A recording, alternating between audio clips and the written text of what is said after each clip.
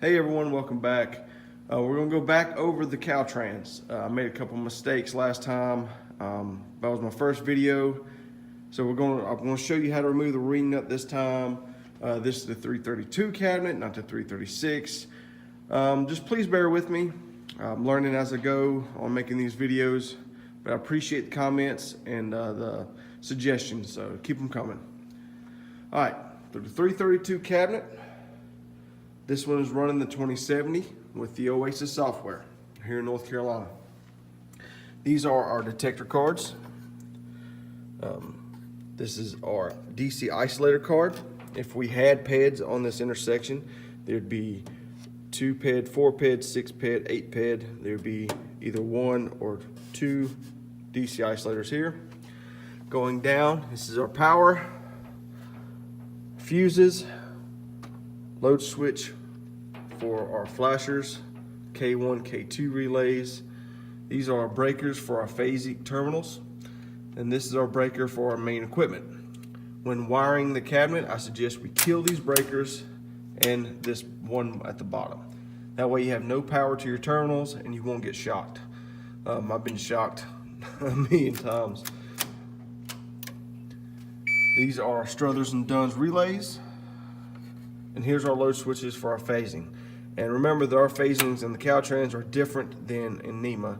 So it runs phase 1, 2, 2 PED, 3, 4, 4 PED, 5, 6, 6 PED, 7, 8, 8 PED. This one has the aux file. So this runs auxiliary 1, 2, open, 3, 4, or A, B, open, C, D.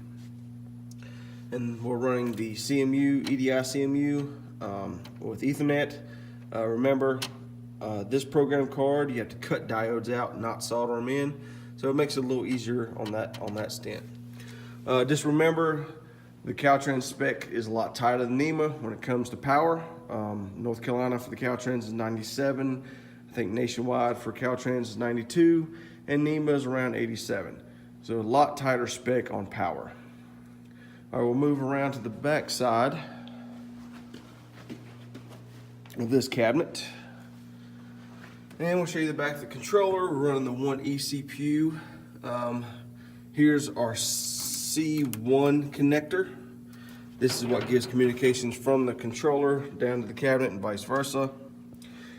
Here's our top file. That's our I file. This is our J file.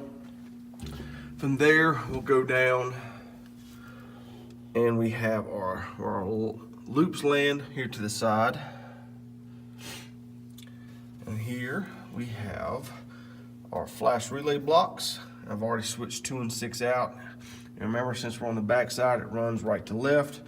1, 2, 3, 4, 5, 6, 7, 8. A quick note I forgot to mention last time, really pay attention to these numbers because they're off.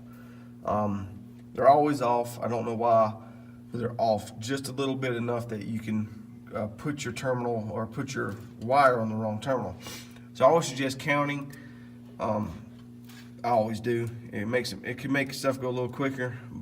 Not have to, but you have to count sometimes. Phase 6 is always going to be the bottom 3. Phase 4 is always top 3, and then phase 1 is always these top 3. But when you start getting down to the middle, I was just counting because you can be off by 1.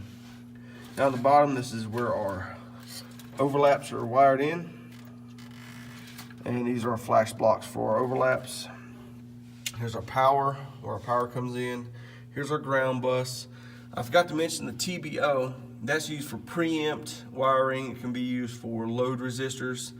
The old style load resistors, you would have to put a load resistor on, say 1 and 4, run your jumper from the bottom 1 down to right here. I've got one on phase 1 yellow because I'm running a green flasher on phase 1. And then on your 4, you'd run a ground down your ground bus. The good thing about the new Caltrans, and I've got the back dropped on another cabinet. We'll walk over here. Is they have now 4 built-in load resistors. So you no longer have to do all the jumping and wiring.